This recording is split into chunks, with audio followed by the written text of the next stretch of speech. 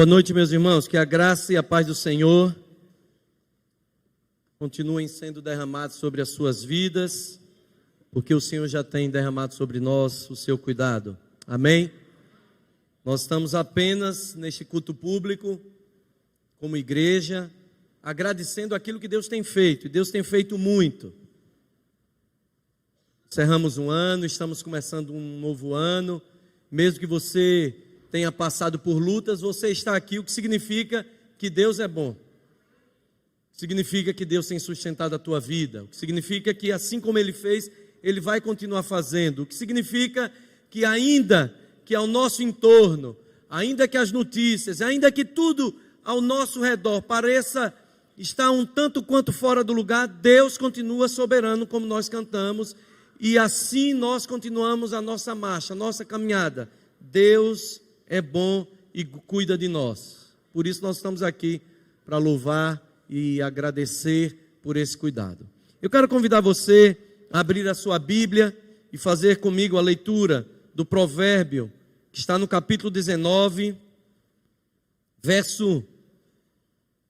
capítulo 20, verso 5.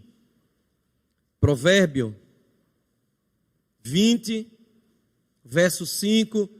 Nós leremos a uma só voz.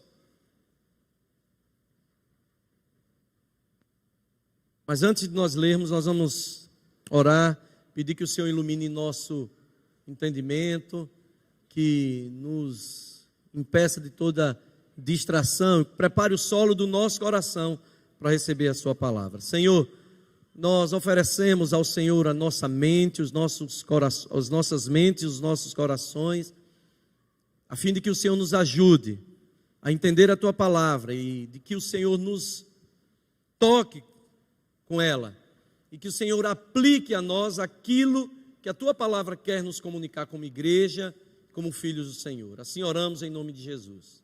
Amém. Vamos ler todos juntos?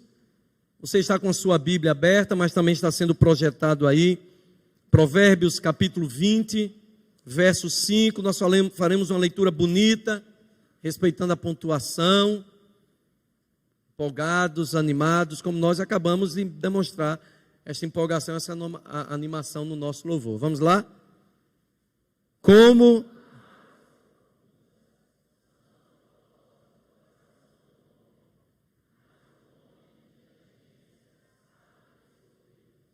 Bom, para treinamento foi bom. Aí vocês já leram, conheceram o texto. Agora nós vamos ler atentos ao que o texto está falando. Vamos lá, mais uma vez? Juntos.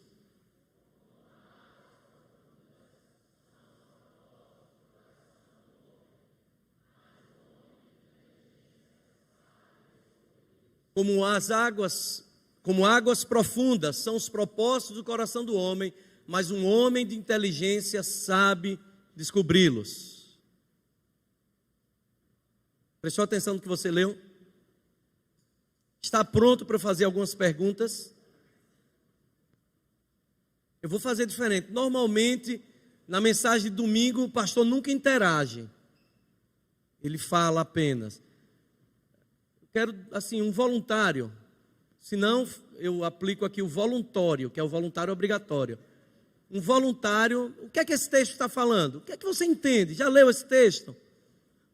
Como águas profundas são os propósitos do coração do homem, mas um homem de inteligência sabe descobri-los. Voluntário. Mas eu vou ler numa versão que vai facilitar a sua compreensão. Os sentimentos e pensamentos do coração do homem são águas profundas, mas o homem sábio é capaz de trazê-los à tona. Alguém quer? O que é que o texto está falando? Aí eu olho ali para os adolescentes, eles começam a se abaixar. Banks se abaixando ali, para não chamá-lo. Banks é candidato ao Sagrado Ministério, né? Então tem que estar sempre pronto para responder. Alguém quer falar? O que é que o texto fala? Como os sentimentos e pensamentos do coração do homem são águas profundas, mas o homem sábio é capaz de trazê-los à tona. Essa é a versão da Bíblia viva. Meus queridos irmãos, pode ficar tranquilo que eu não vou pedir para vocês falarem, já que não houve voluntário. Fica tranquilo, Banks. Nós precisamos entender primeiro o livro dos Provérbios. O livro dos Provérbios, a quem nós atribuímos a autoria a Salomão, mas nós sabemos que Salomão não compôs todos esses provérbios, ele é o autor na medida em que compilou estes provérbios, ele é autor de alguns, mas há provérbios de Agur, há provérbios do rei Lemuel, há outros provérbios, há provérbios a quem nós não podemos atribuir autoria, porque nós não sabemos. Provérbios é um livro de pensamentos, reflexões, aforismos acerca da vida comum. A vida. Pensamentos que não são verdades apenas aplicáveis àqueles que fazem parte da família da aliança. O que é que eu quero dizer com isso? Não são verdades aplicáveis apenas àqueles que estão dentro da história da salvação, ou aqueles apenas que possuem a iluminação do Espírito Santo. Não.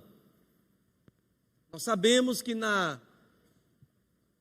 no momento da compilação do livro, o Espírito Santo foi dirigindo o seu autor, que foi escolhendo e compilando aquilo que deveria fazer parte da palavra de Deus.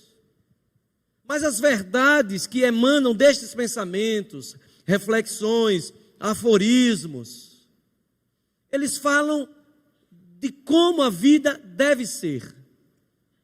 É isso que o provérbio nos propõe. Como é que a vida deve ser?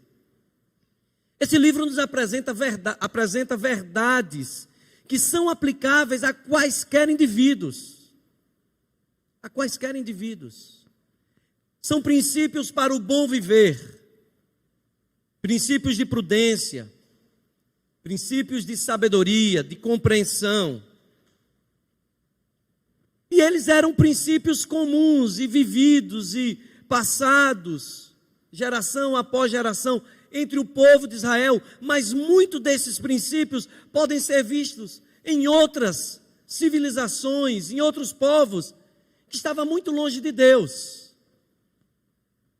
Muitas das verdades exaradas no livro dos Provérbios podem ser encontradas em outros livros religiosos, tão antigos quanto a Bíblia.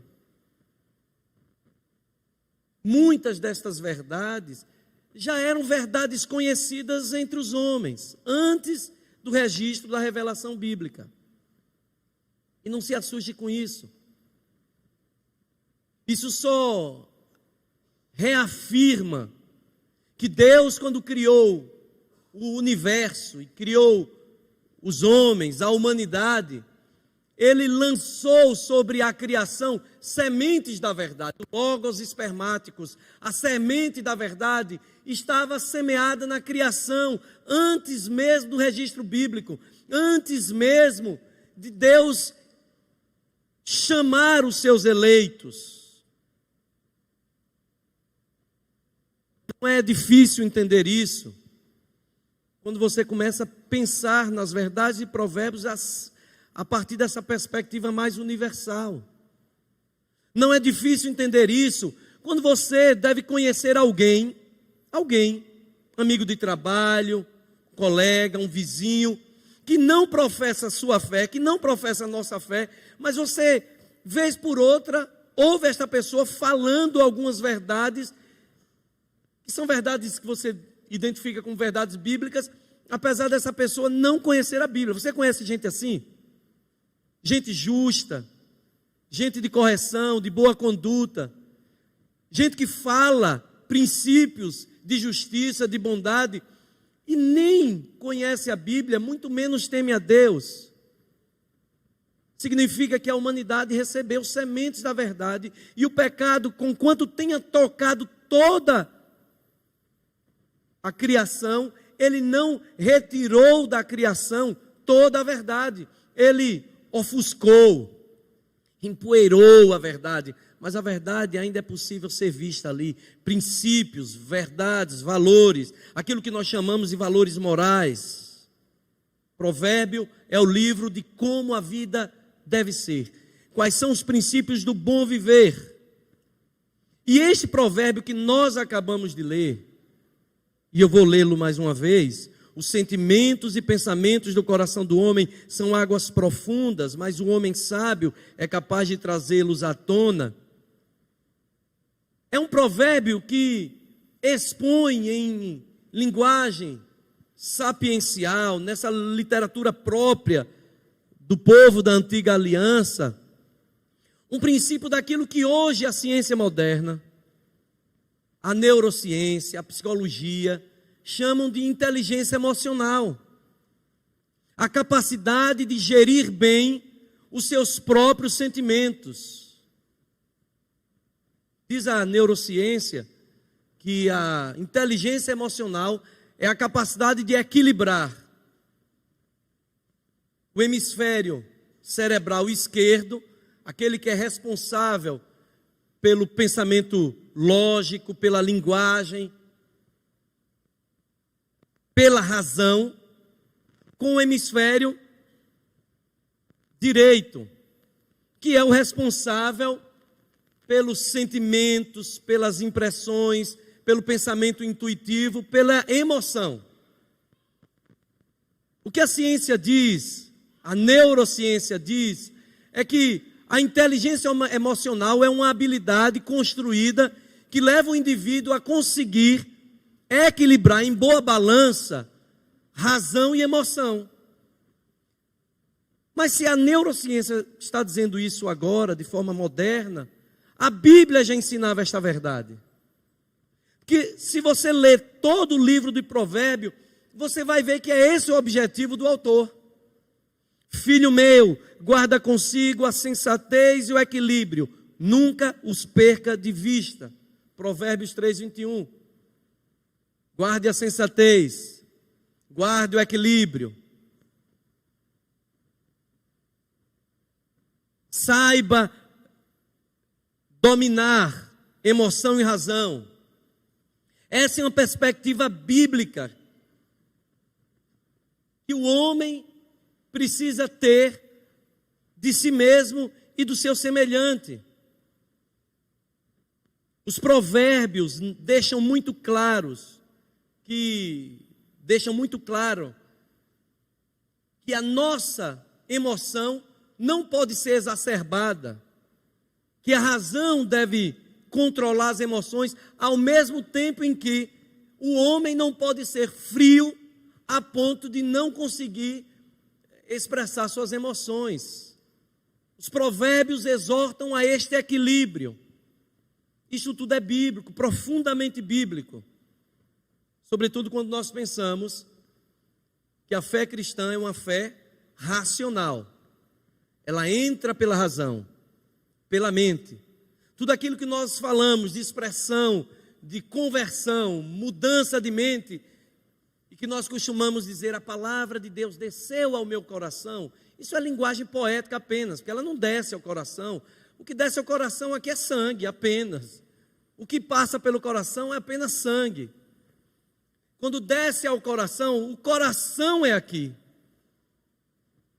Por isso, a palavra conversão é metanus, metanoia, mudança de mente. A fé cristã passa pela razão. Nós cremos e compreendemos o que cremos. Mas ao mesmo tempo em que essa fé é uma fé racional, em que Paulo fala do culto racional, nós não podemos esquecer que se ela vem pela razão, ou seja, pela mente, ela é compreensível, ela não pode se privar de expressar-se através de formas afetivas, emocionais. Aquele negócio de dizer, não, eu sou crente e eu não tenho emoções, eu sou contra todo o emocionalismo, é tolice. Porque ninguém conseguiu separar a razão da emoção de um homem. O homem é uma unidade psicossomática, o homem é um ser. A mente é onde está a razão e a emoção do homem. Então a nossa fé é racional, mas ao mesmo tempo ela é afetiva, ela é emocional. E o que Provérbios vem ensinando sempre é que deve haver essa sensatez, esse equilíbrio. Por isso as nossas expressões de fé não são expressões de fé estáticas, com X. Não são experiências de êxtase, com X, que nos tiram de nós mesmos e nós passamos a ter comportamentos dos quais nós não vamos nos lembrar depois. Isso não é experiência de fé cristã. Você pode expressar com muita emoção, com lágrimas, com choro, com o seu corpo, mas você não pode dizer que não lembra e não sabe o que aconteceu. Se isso acontece, você tem provavelmente um problema, que pode ser de ordem psicológica, você deve estar precisando de um psiquiatra, ou espiritual. Aí chama os presbíteros para fazer exorcismo, assim, expulsar mesmo. Porque as nossas expressões de fé são compreensíveis, mas são expressas em sentimentos e ações. E é nesta linha de raciocínio que Paulo vai corrigir a igreja de Corinto. Na sua primeira carta, capítulo 14, verso 40, quando ele diz: mas tudo deve ser feito com decência e ordem. E aqui ele está falando do culto público. O culto público tem que ser feito com decência e com ordem. Então não são experiências que nos tiram de nós mesmos. Pois bem, o Provérbios que você e eu lemos algumas vezes, diz que os sentimentos e pensamentos dos homens são como essas águas profundas. Aquilo que você pensa, aquilo que você sente, não está na superfície do seu ser. Aquilo que pensamos e sentimos não está na nossa superfície, na camada mais externa da nossa vida. O que pensamos e sentimos são águas profundas. Estão nas camadas mais profundas da nossa alma. Na superfície está aquilo que é visto aos olhos dos outros. Na superfície estão os nossos gestos. Na superfície estão as nossas palavras, a nossa comunicação, seja ela verbal ou não verbal. Na superfície está aquilo que é aparência. Aquilo que você quer aparentar ser, mas que nem sempre é o que você é. É o que está na superfície. Nós vivemos em tempos em que o homem se mostra mais naquilo que está na superfície. Pega as redes sociais. São as águas superficiais da nossa alma. Você sempre está bonito, você sempre está cheiroso. Bom, não dá para perceber porque nas redes sociais não sente, mas quando começar, você vai estar com o seu melhor perfume. Você está com a melhor roupa, você está arrumadinho. E aqueles que não são tão providos de beleza natural, ainda usam Photoshop, trabalham à luz. São as águas superficiais. E o mundo hoje, as relações parecem que estão vivendo nesse nível, das águas superficiais, daquilo que é aparente, daquilo que eu gostaria que as pessoas achassem que eu sou, mas não são as águas profundas. Na superfície pode estar a nossa reputação aos olhos dos homens, aquilo que nós queremos que eles pensem de nós e aquilo que eles acham que nós somos, está na superfície. Mas nas águas profundas está aquilo que realmente somos. Sentimentos, pensamentos. Nas águas profundas da nossa alma está o nosso caráter. Está aquilo que determina o que nós somos de verdade.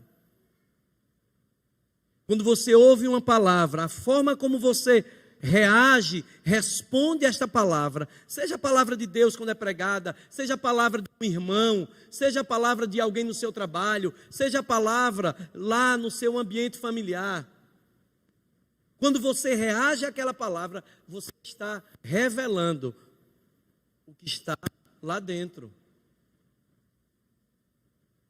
Porque o que determina as nossas ações são as águas profundas da nossa alma. É aquilo que está lá onde ninguém vê. Portanto, a expressão águas profundas é usada para denotar aqui na linguagem poética aquilo que é oculto, aquilo que é velado, aquilo que é escondido, aquilo que não está ao alcance dos olhos.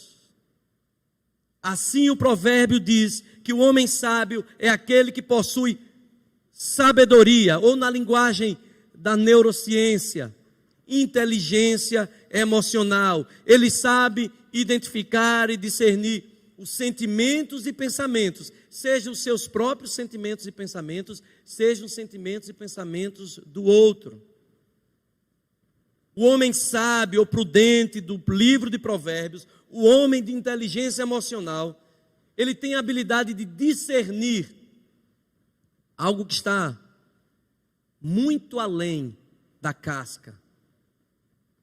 Este homem não é o homem que vê como todos veem. Este homem não tem um olhar comum como todos têm. O homem prudente de Provérbios, o homem com inteligência emocional, ele não vê como os homens veem. Ele vê como Deus vê. Lembra? Quando o profeta Samuel é mandado à casa de Jessé para ungir um dos filhos de Jessé. E Jessé pega os melhores, os mais velhos, os melhores, e até esquece de Davi. E o Senhor vai reprovando todos eles, até que Samuel pergunta, mas não tem mais filho? Tem um menino. Ele não é valoroso, você quer ungir para rei? Não. Ele é um pastorzinho de ovelhas. Pois é esse. Porque Deus não vê como o homem vê. Deus vê as águas profundas do coração. Deus vê as águas profundas da alma. E o homem prudente, o homem de Provérbios, é chamado a ter essa capacidade, esse discernimento. A olhar para muito além da superfície. O texto sagrado diz que além de perceber essas águas, ele sabe trazer à tona pensamentos e sentimentos que estavam nas águas profundas. E por que isso é importante? Porque isso é sinônimo de prudência. Porque todos nós, em algum momento, vamos viver experiências em que essas águas profundas, por mais que nós as sufoquemos lá embaixo, por mais que nós as escondamos lá dentro de nós, em alguns momentos da nossa vida, elas vão jorrar. E se você não sabe lidar com essas águas profundas da sua alma, você vai ser surpreendido com uma reação que nem você imaginava ter. Você vai lembrar de alguma reação sua, que depois que você tomou a decisão, depois que você fez aquela ação, ou que você falou algo, você bate na sua cabeça e diz, poxa vida, eu não deveria ter feito isso. Nem você se reconhece. Já viveu alguma situação assim? Todos nós.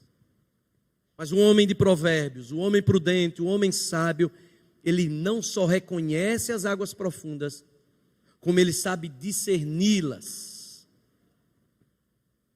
Ela é sinônimo de ação subordinada à razão, de informação recebida, de informação processada e só depois respondida.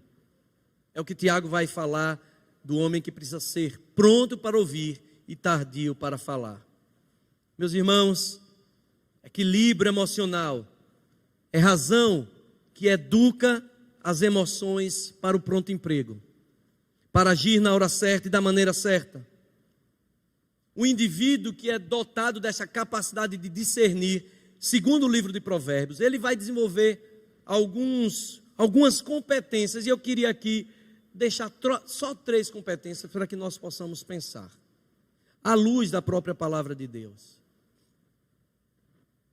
A primeira competência que este homem de Provérbios precisa desenvolver, se ele quer discernir essas águas profundas, que são os seus sentimentos e os seus pensamentos, é que ele precisa desenvolver a competência do autoconhecimento. Provérbios 27:19 diz que assim como a água reflete o rosto, o coração reflete quem somos nós. Não é o espelho quem reflete quem somos nós. O que reflete quem somos nós é o nosso coração. O espelho, você e eu podemos enganar. E hoje há tantas formas de enganar o espelho, né? As pessoas fazem de tudo. Esticam aqui, encurtam ali, harmonizam o que acham que deve ser harmonizado. Tem coisa que não dá para harmonizar, mas elas insistem em harmonizar. E vai fazendo aqui, estica aqui, bota ali, muda essa cor. E o espelho vai refletindo o que você e eu queremos ser, mas não reflete o que somos. A Bíblia diz que o que reflete o que somos é o que está oculto. O homem precisa saber o que está dentro do seu coração. Conhecer a nós mesmos é o primeiro passo para este equilíbrio emocional. Conhecer a nós mesmos é o primeiro passo para a prudência. Quais são as suas crenças? Em que você ancora a sua vida? Quais são os valores e princípios que norteiam as suas escolhas, as suas palavras, as suas decisões, as suas condutas?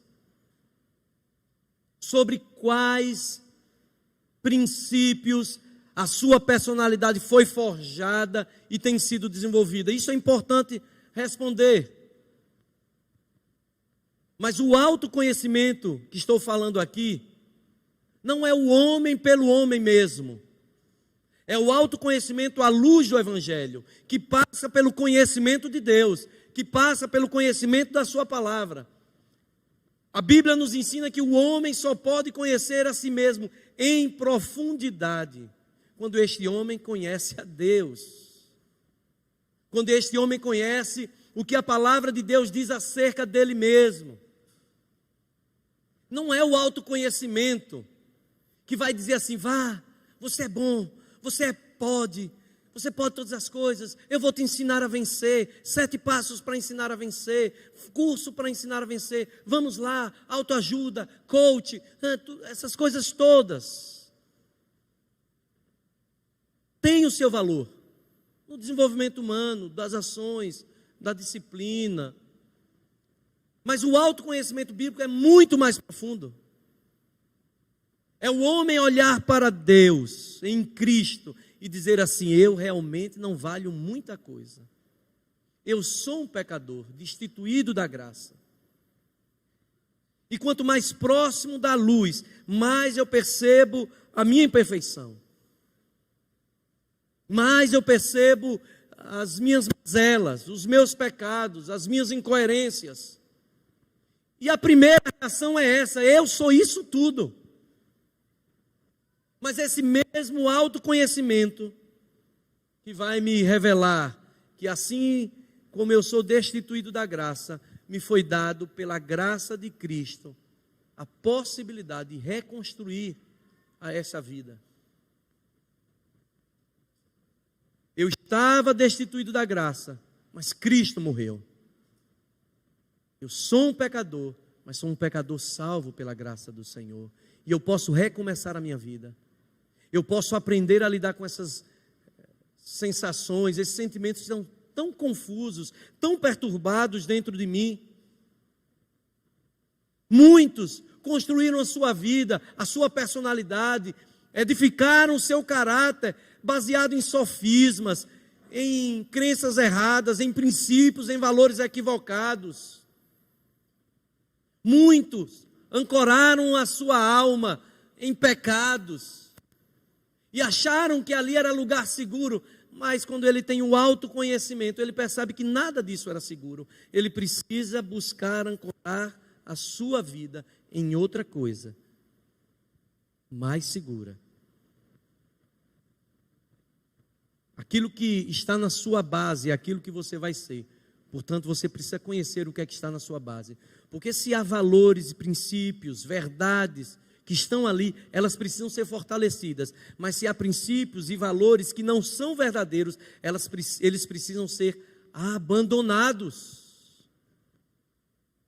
E para abandoná-los, só se você se conhecer a partir do encontro com Deus, em Cristo Jesus. A primeira competência da inteligência emocional, ou a primeira competência dessa prudência é o autoconhecimento. Quem é você? Mas ela requer um outro passo nesse processo. E o passo seguinte é a competência do autocontrole. Provérbios 25, 28 diz assim: como cidade com seus muros derrubados, assim é quem não sabe dominar-se. Eu gosto muito dos livro dos Provérbios. No meu trabalho diário da capelania, tenho um público muito variado. Tem um público evangélico.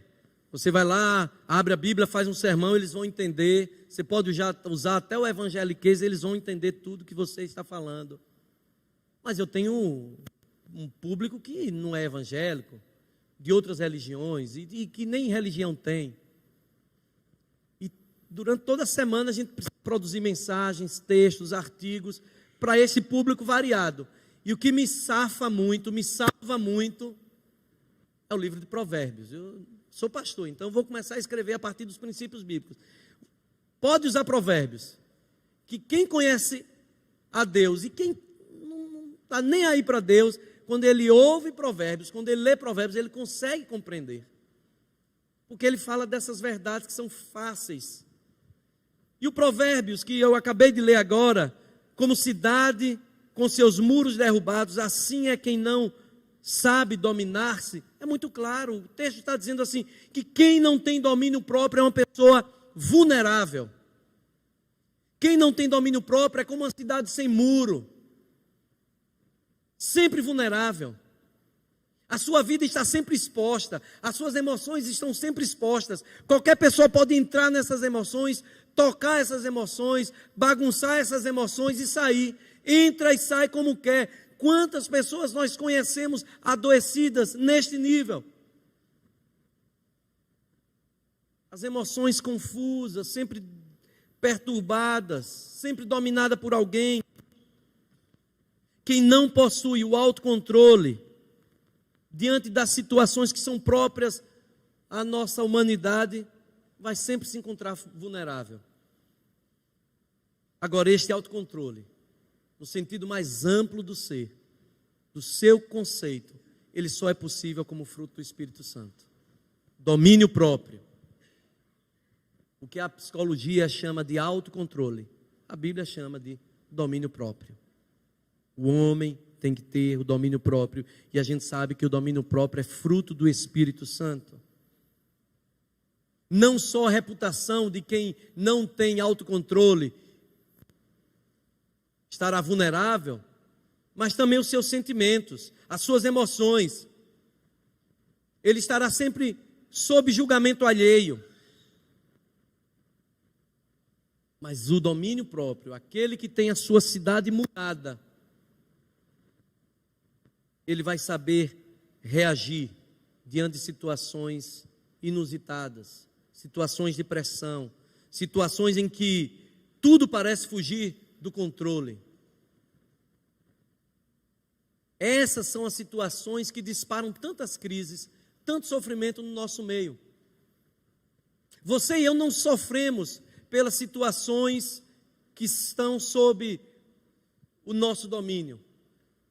Você e eu desenvolvemos as ansiedades e todas as formas de manifestação de ansiedade, de depressões e todas as formas de manifestação dela, ou fobias, disparada por situações que estão fora do nosso controle, ou que nós julgamos estarem fora do nosso controle. Mas essas situações serão vividas, sempre. E nós precisamos saber lidar com elas. Depois de conhecermos os nossos próprios impulsos, no autoconhecimento, o que está dentro de nós, neste autoconhecimento a partir do encontro com Cristo, eu preciso saber o que eu faço com esses impulsos, como ajo com ele, como posso dominá-los. E a gente sabe que a gente domina uma ação do Espírito Santo de Deus em nós, mas também com disciplina. É muito comum no nosso meio evangélico nós estarmos pedindo para os irmãos orarem por nós. Ore por mim, qualquer coisa, ore por mim, ore por mim.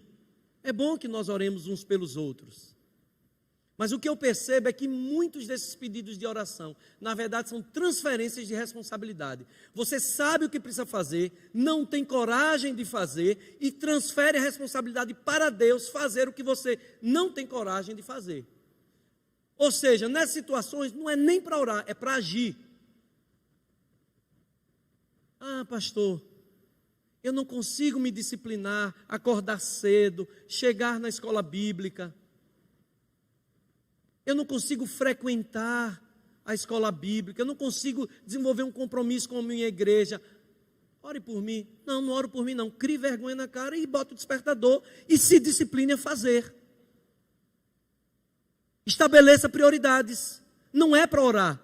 Deus não vai fazer aquilo que é responsabilidade sua, mas nós usamos a oração como uma fuga. E espiritualizamos a nossa irresponsabilidade, a nossa procrastinação, os nossos pecados. E aí fica bonito, né? Porque eu estou espiritualizando, ore por mim. Não. O homem de Provérbios, ele tem autocontrole, ele tem disciplina. Disciplina consciente, fazer o que é certo porque é certo. O Espírito Santo de Deus dá a mim e a você o start, mas o desenvolvimento dessa disciplina é responsabilidade minha e sua. Eu dei um exemplo apenas do acordar cedo, mas isso em relação a quaisquer outros pecados. Pecado a gente lida orando, se fortalecendo em Deus e fugindo. Mas não só em relação a pecados, há outras áreas pelas quais outras áreas da vida, que nós temos dificuldade ou temos enfrentado situações difíceis. Nós precisamos orar, buscar a Deus, mas nós precisamos começar a ordenar a nossa mente para fazer a coisa certa.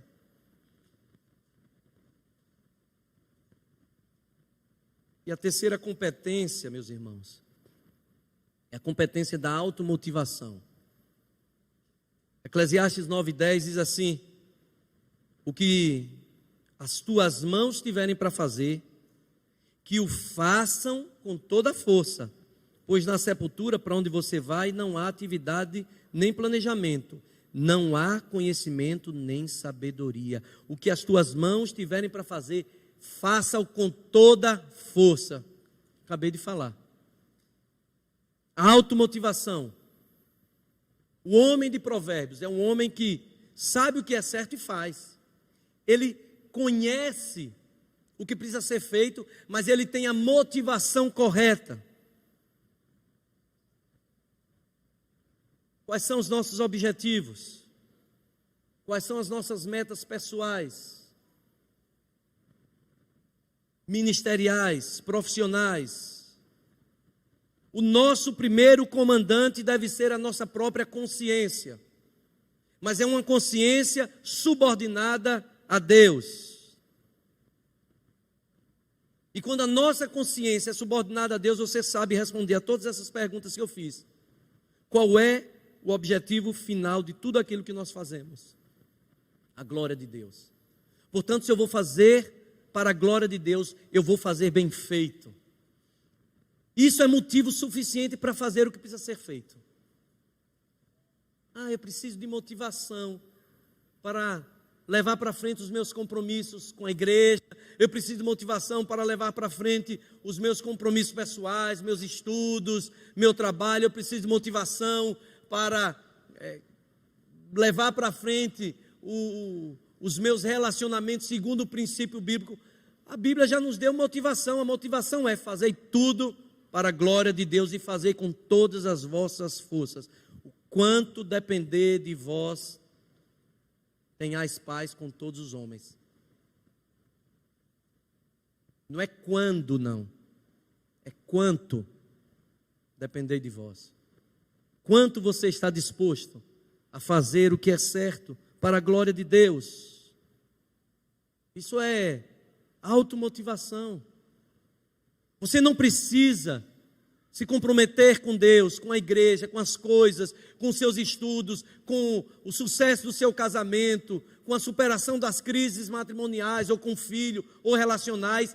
Você não precisa que a motivação seja o outro, senão você estará sempre escravo da vontade alheia. A motivação já é essa: façam tudo para a glória de Deus. Façam tudo conforme Deus quer que seja feito. Este é um homem prudente. Este é um homem que Provérbios apresenta como aquele que reconhece as águas profundas da sua alma e que sabe dominá-las. Esse é um homem que será feliz a despeito de todas as circunstâncias externas. É o homem que conhece a si mesmo, é o homem que tem domínio próprio, autocontrole, e é o homem que tem a motivação certa para fazer as coisas. Pois bem, meus irmãos, para nós caminharmos para o fim, por que esta palavra é importante para nós? Primeiro, questão óbvia. É importante para nós porque é a palavra de Deus. E não foi colocada ali sem propósito. Ela foi colocada ali para nos ensinar. Para que saibamos lidar com as nossas emoções. Para que saibamos lidar com os nossos pensamentos. É a palavra de Deus, é inquestionável. Segundo, eu preciso ouvir esta palavra, porque a mensagem cristã não é um compêndio dogmático. A mensagem cristã não é um conjunto de doutrinas, um livro de teologia sistemática, que é apenas teórico. A mensagem cristã, ainda que seja dogma, doutrina, ensino, ela precisa ser prática, precisa se converter em ações cotidianas. Lembre comigo que o povo a quem foi escrito este provérbio, ele não diferia entre vida secular e vida religiosa. Isso é coisa nossa. A vida religiosa é no domingo, no restante da semana é aquela esculhambação, vale tudo. Isso é coisa nossa. Para o povo judeu da antiga aliança, não esse judeu de hoje. O judeu de hoje tem judeu que nem crê em Deus mais. Mas o judeu da antiga aliança, ele não tinha essa divisão. Tudo para ele era vida santa. Fosse no templo, fosse na sinagoga, fosse na rua. Então a gente precisa ouvir essa palavra para que isso se torne prática nas nossas vidas. Quantas pessoas adoecidas no nosso meio.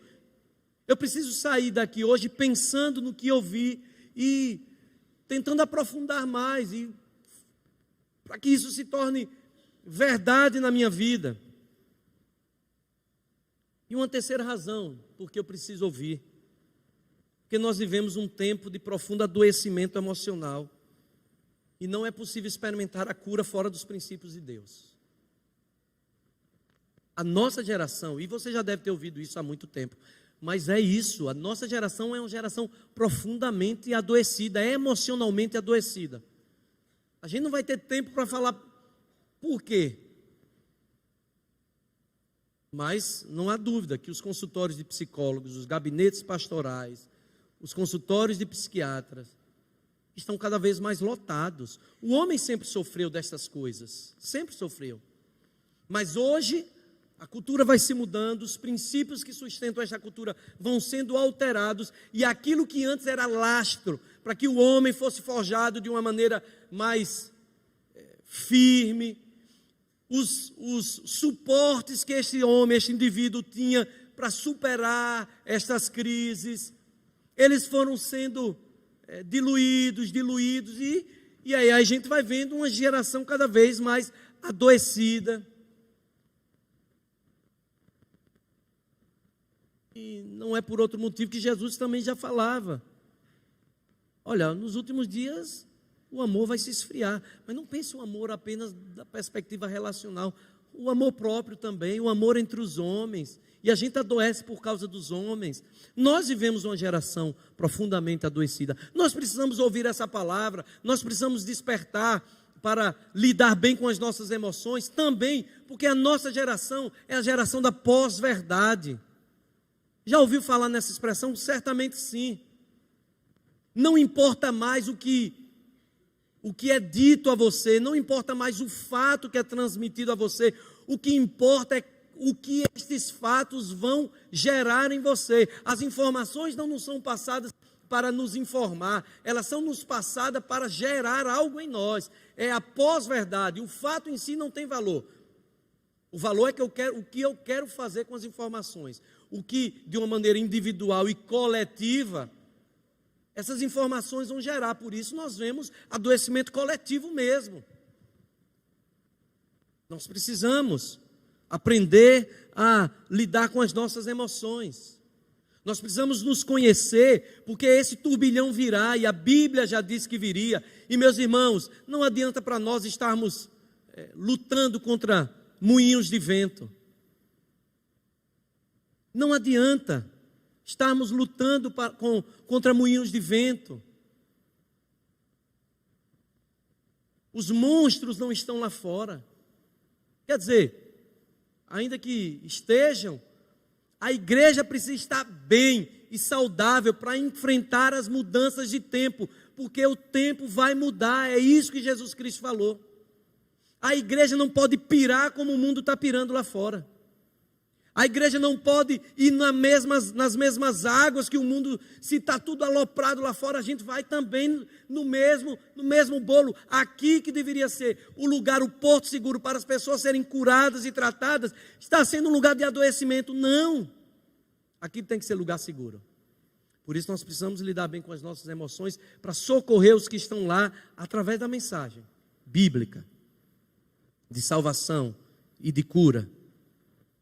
A igreja é lugar de cura, sempre foi lugar de cura e vai ser lugar de cura. Não se preocupe com o contexto internacional, nacional, mundial, com a mudança de tempos. Não adianta ficar gritando aos ventos: olha, os tempos são outros, porque no meu tempo. Não, a gente tem que agir de forma proativa. A gente não tem que estar apontando problemas, a gente tem que estar propondo soluções, e a solução está aqui. Se o mundo está mudando, se os desafios mudam, que mudem, mas a solução não mudou, continua sendo a palavra de Cristo, continua sendo a salvação em Jesus, continua sendo a cura que passa pelo encontro com Jesus, pronto, e o mundo vai de mal a pior, é isso que diz a Bíblia. Você e eu temos que ter referência de cura lá fora, não de doença. Você e eu precisamos ter referência de equilíbrio, não de loucura. Você e eu precisamos ser referência de sensatez, não de insensatez lá fora. Que os doentes, os insensatos, os loucos, venham até nós para serem curados, para alcançarem equilíbrio. Porque o homem sábio de Provérbios, ele discerne as águas profundas da alma, seja da sua própria alma ou da alma da humanidade. E ele não vai ser surpreendido quando essas águas jorrarem. Nós não podemos ser surpreendidos. Que Deus nos abençoe, nos dê a graça de vivermos a sua palavra, nos dê a graça de sermos homens e mulheres que conhecem as águas profundas do nosso próprio coração, que conhecem as águas profundas da humanidade, mas que não serão surpreendidos. Pelo contrário, proporão tranquilidade, paz e cura ao mundo. Amém? Meus irmãos, nós vamos ter um tempo de oração. E se você quer colocar a sua vida diante do Senhor, pedir que Deus abençoe as suas emoções, ou se você quer representar alguém que está passando por uma situação que precisa ser curada, quero pedir que você fique de pé. Você se coloque no seu lugar e nós vamos orar. clamar a Deus que nos visite, que faça de nós um povo curado, sarado, emocionalmente equilibrado, firme. Ó Deus, nós colocamos as nossas vidas e colocamos as vidas desses irmãos que estão aqui. O Senhor conhece os seus corações, sabe se as águas dos seus corações estão em turbilhão ou não, ou se são águas dos corações de alguém a quem eles estão representando aqui agora, apresentando ao Senhor. Nós pedimos que o Senhor leve paz a estas águas profundas, Senhor. Que todo turbilhão, toda agitação seja agora aquietada em nome de Jesus. Que o Senhor possa visitar os teus filhos e tocar nestas águas, a fim de que elas fiquem serenas. Mas pedimos mais, ó Deus, que o Senhor possa visitá-los e dar a eles a habilidade de conhecerem essas águas, de sujeitarem essas águas ao Senhor e de agirem segundo a vontade do Senhor. Que eles saibam discernir estas águas e não sejam surpreendidos por elas. Que o Senhor venha curar, Senhor, aquele que está angustiado, que recebeu uma notícia ou está preocupado com algo que precisa ser feito, ou uma decisão que precisa ser tomada. Rogamos por aquele que está ansioso, lidando com crises de ansiedade e ainda não sabem o que disparou isso, que o Senhor possa dar o discernimento e dar paz. Rogamos por aquele que tem passado por síndromes do pânico, por aqueles que estão vivendo a depressão e quaisquer outras doenças emocionais. Nós pedimos ao Deus que tu dispenses o teu bálsamo. Nós sabemos e cremos que ainda que tenhamos responsabilidade no processo de tratamento, nenhuma cura é perfeita sem o Senhor. O Senhor pode todas as coisas. É por isso que nós oramos, ó Deus. Dispensa aos teus filhos a cura interior. Dispensa aos teus filhos, ó Deus, a graça de conhecerem as suas águas profundas e lidarem com elas. Assim rogamos em nome de Cristo Jesus, Pai. Amém.